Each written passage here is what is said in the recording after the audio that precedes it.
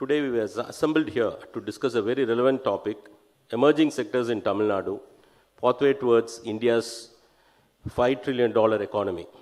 At the outset, I would like to welcome Thiru K. Shanmugam, advisor to government, who has consented to inaugurate this seminar. He is a very distinguished bureaucrat of the Tamil Nadu cadre. He has vast experience in governance and has steered Tamil Nadu's economy and development for more than a decade in his capacity as Finance Secretary and Chief Secretary. We are very honored, sir, by your presence today. I also welcome our esteemed moderator for today's panel discussion, Mr. Rajiv Dubey, Editor Business India and Managing Director, Business TV Today Network. I am delighted to welcome all the distinguished panelists, participants from industries, media and colleagues who have come for this program. Tamil Nadu is one of the most industrialized and urbanized states in the country. It has been traditionally very strong in many sectors like automobiles, textiles, leather and engineering. But the future will be determined by our performance in emerging and sunrise sectors. Tamil Nadu has been attracting a lot of investments in sunrise sectors like ESDM, renewable energy component manufacturing, electric vehicles, EV cell and battery manufacturing. But there are other sectors where there's a lot of scope for improvement, such as aerospace and defense, pharmaceuticals, petrochemicals, technical textiles, etc. The new industrial policy 2021, which will be unveiled by the Honorable Chief Minister today, has given a big thrust to the emerging sectors. I am sure this policy will be a game changer for our state. The government is focusing on improving industrial infrastructure and reducing the cost of doing business by developing dedicated industrial parks. Some of the specialized parks which are being developed are the electric vehicle park in Manalur, bulk drugs park again in Manalur, medical devices park in Oragadam and Chengalpet, mega textile parks in Dharmapuri and Virudhunagar, and aerospace and defense park in Sriperumbudur and Sulu. These dedicated parks will have all the common infrastructure, including testing facilities, effluent treatment plants, etc. The panelists in today's discussion are well-respected thought leaders from these emerging sectors and are renowned for their vision and leadership. I look forward to a very insightful discussion. Once again, I want to welcome all the participants and the panelists for this event. Thank you very much. I will now invite Mr. K. Shanmugam IAS, advisor and the former Chief Secretary of the Government of Tamil Nadu, to deliver his address. He is a 1985 batch IAS officer and the former Chief Secretary of the Government of Tamil Nadu. He was the Finance Secretary of the state for over 9 years. In that capacity, he has played a vital role in attracting several significant domestic and foreign investments into the state. He has also held several senior positions, which include Director of Rural Development and Principal Secretary, Corporation, Food and Consumer Protection. Ladies and gentlemen, please join me in welcoming Mr. K. Shanmugam IAS.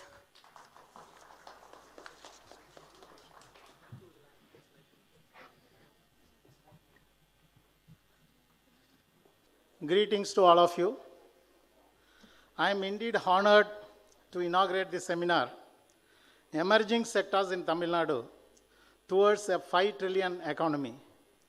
In fact, I have been asking Industry Secretary to organize a kind of an international seminar more focused on a specific sector, like defense manufacturing, aerospace, like that, so that we will be more focused. But I'm sure that this will be a first step. I'm also very thankful to the eminent panelists and the distinguished guests who have joined us for this seminar. Tamil Nadu is one of the best performing states in the country and also one of the most industrialist states. We are the second largest contributor to the country's GDP and has the largest number of factories and industrial workers in India. The state is also a leader in various human development indicators. It has been winning accolades in various independent surveys and studies on various parameters like good governance, investment potential, infrastructure, health and education. The state is emerging as a strong center of industries. Industrial development has been one of the key engine that drives our state economy and social development. The secondary sector contributes about 33% of the state GDP, and out of which manufacturing contributes about 25%. The state has achieved a compound annual growth rate of 13% in the manufacturing between 2014-15 to 2019-20. In fact, our vision document has been specifically drafted to have very high contribution from the manufacturing sector. Our endeavor now is to make the state as a strong hub of manufacturing. Tamil Nadu industrial base has the right mixture of MSME and large industries. The state industrial strength is currently focused on sectors like automobile, textile, leathers, light and heavy engineering. While the journey traveled so far by the state in the industrial development has been laudable, there are several steps we need to take to make the state a future powerhouse of manufacturing. Tamil Nadu has a large population of educated youth who needs to be employed in jobs that suits their education and aspiration. This would require not only rapid industrial growth, but also providing them with appropriate skill that would match the demand and make them employable. This calls for a targeted and massive intervention in the field of skill development. Tamil Nadu is the only state to set up apex skill centers on 5 critical sectors to create the required skill development infrastructure. We spend every year more than 150 crores for skill development. The second challenge is to make the transition from conventional sectors of expertise to being the destination of a choice for the industries of future economy, that is emerging sector of sunrise sectors like what Muruganandam was pointing out.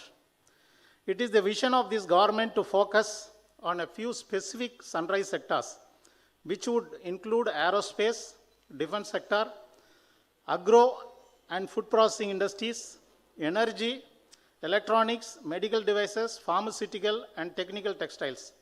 Our panelists are mostly covering this. They are all experts in these sectors.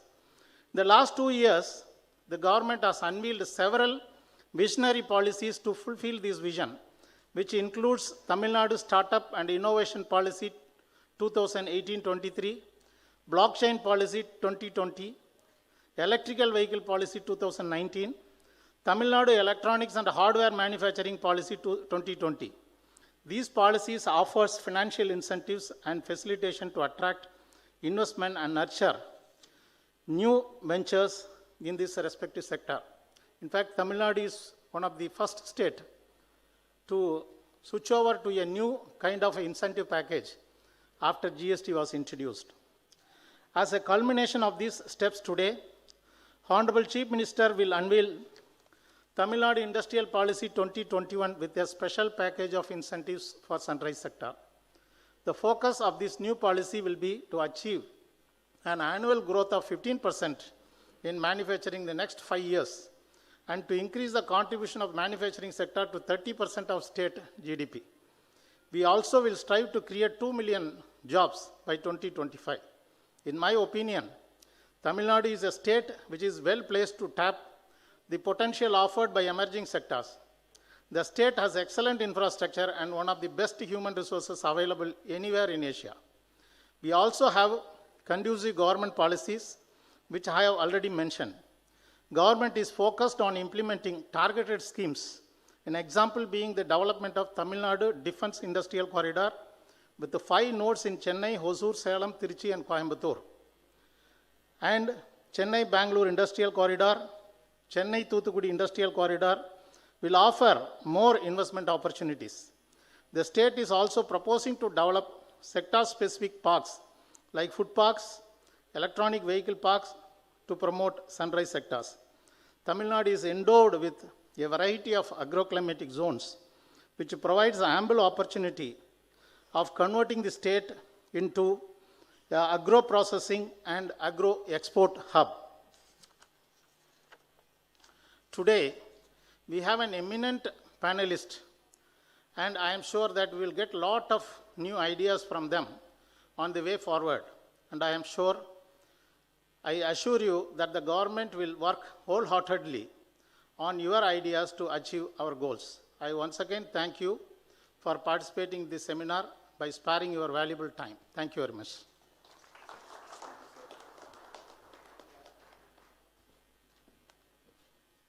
Thank you so much, sir, for putting together objectives and initiatives of the state.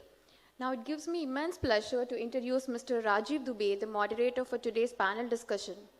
Mr. Rajiv is the editor Business Today and managing editor Business TV Today Network. He is a law graduate from the Faculty of Law, University of Delhi.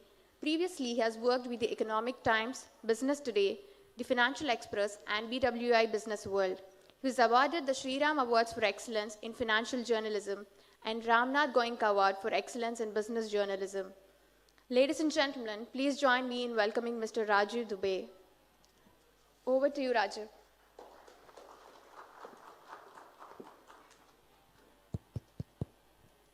Thank you, Soumya. And good morning, everybody. Good morning to the panelists. May I reintroduce the panelists on the dais just now for this panel discussion. We have Dr. Preetha Reddy. She is the Executive Vice-Chairperson of Apollo Hospitals. Welcome, Dr. Reddy. Dr. S. Christopher is the Professor of IITM and former Secretary of Defense R&D and Chairman of DRDO. Welcome, Dr. Christopher. Mr. Gopal Srinivasan is the Chairman and Managing Director of TVS Capital Funds. Welcome, Mr. Srinivasan. Mr. Josh Foulger is the Country Head and MD of Foxconn International Holding India. Welcome, Mr. Foulger. Mr. Madan R Krishnan, Vice President and MD of Indian Subcontinent, India Medtronic. Welcome. Mr. Vivek Partheeban is the COO of Capital Point Laboratories Ltd. Welcome, Vivek. And joining us virtually is Mr. Francisco Betti, the Head of Shaping the Future of Advanced Manufacturing and Production at the World Economic Forum. Welcome, Mr. Betti. And of course, Mr. K. Shanmugam. Welcome. Now, India has a dream to be a $5 trillion economy in the next 4 to 5 years. And that task just got harder this year because of the COVID. We've shrunk, most likely going to shrink by 8 to 10%.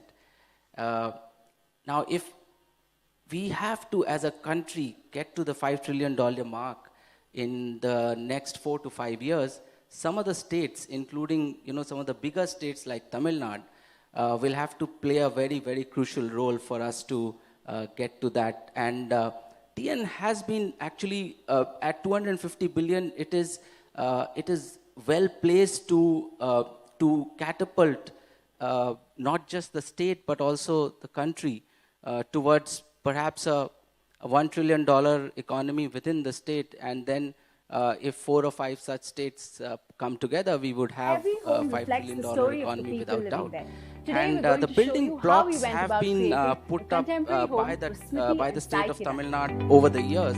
And if you look at it, the industrial infrastructure and logistics for investing in dedicated mega industrial parks, industrial corridors, power generation, ports, railways, road connectivity, smart cities, and of course, working towards promoting skill development and access to finance and ease of doing business. Many of these initiatives have been put together by the state over the years.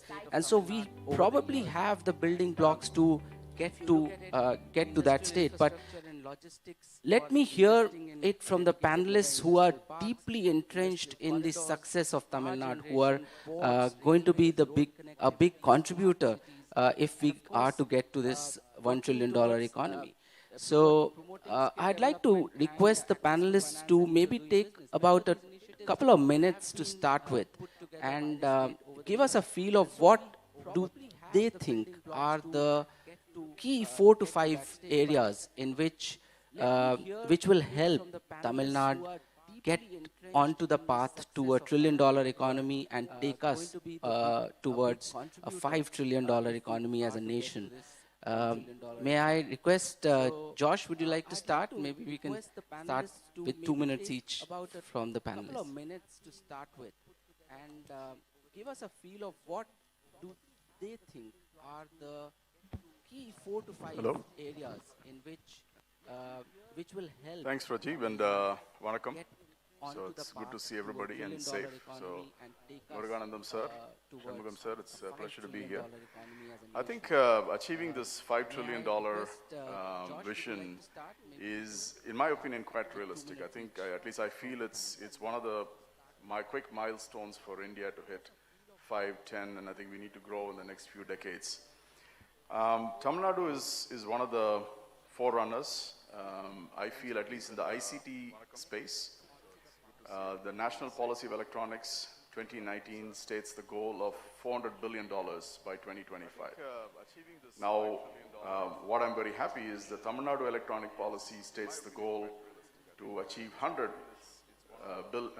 billion of that in that same time frame, and by 2025. So I really think this is because of a few mind-altering changes which I've seen, I think, in the last year or so. I think one, is the vision, the depth of the vision of Atmanirbhar Bharat. I think it's really going to promote design, developing our own machines, and developing a multi-tier supply chain. I think this is going to be phenomenal. The second is our own automotive industry in India. Tamil Nadu is really number one. Is this really going to be, I hate to say this, but very soon an ICT product? The amount of electronics, whether it's an EV or not, there is so much of electronics in the automotive. The combination of electronics, which is globally a 2.7 trillion, and automotive, which is a 3 trillion, gets great opportunities. Tamil Nadu is perfectly positioned for this, given the depth Tamil Nadu has. So with that, I give it back to you, Rajiv. I hate to say this, but very soon an ICT product. Vivek? The amount of electronics, whether it's an EV or not. Thank you. Thanks to everyone, and it's a real privilege to be sharing the dais with the dignitaries from across industries and governance as well. We've always been known to be one of the most industrious states in India, and we've had success stories in IT, automobile, and textile as well. And I think there is enough headroom to grow when you're taking into account healthcare, for that matter. And I think everybody will agree with me when I say that in business today, it's all about differentiation. And if whatever you're offering is something that's easy to replicate, then you can be sure that there's someone else waiting behind you that's able to do it quicker and faster. So I think differentiation is the key. And you take our example for that matter, whatever little we are today, we knew that we didn't have massive backing in technology or finance for that matter. So we sort of decided to take the road less traveled, and we started selling our products in faraway lands of Latin America. And on the other side, we didn't import API from China. We started doing the formulations directly out of China. And when it comes to healthcare, pharmaceuticals in general, I think there is a feeling that we are a little bit lagging behind our neighbors of, let's say, Andhra and Telangana and even Gujarat and Maharashtra for that matter. But I don't think there is a case of us missing the bus or anything like that. With the ever evolving landscape in healthcare and pharmaceuticals, I think we don't need to be on that bus. We can create a niche of our own. Pharmaceuticals in general, if you look at it today, it's moving towards biologics and biosimilars. We're moving towards AI and data analytics, supporting drug discovery and development and precision medicine and all of that. So I think there's enough talent in-house in our city to carve out a niche for ourselves. And I can speak from personal experience that there's been enough and more people from this state that have migrated on to other states or other countries who'd be happy to come back home given the right platform and opportunities to come back here. And I think COVID has given us all a lesson finally that, a high level of R&D and an impetus into high quality manufacturing would be a potent combination for us to move forward as a state. And finally, I would say that the state has always been very supportive of entrepreneurs. Like the people sitting on stage itself is a classic example that the state has always been supportive of entrepreneurship and creating jobs. And Dad always says that make money with respect, and this state has always respected people that made money with respect. So I'm wishing and hoping that that continues long into the future. Thank you so much. I would say that Mr. Srinivasan. The state has always been very supportive of entrepreneurs. Like a very good morning to everybody here. I think the number $1 trillion is your catchphrase for the day. So $1 trillion from 5 big states. Dad always says that there's another $1 trillion piece I want to talk about, and that is the digital economy. Today, the digital economy in India is about 8 to 9%, I think 8.5% in yesterday's newspaper. And it's projected by Mr. Amitabh Kant to become in 5 years 20% of the Indian economy. So 20% of 5 trillion is a trillion. Tamil Nadu, I think, has got a great advantage to be able to focus on this one area of the digital economy.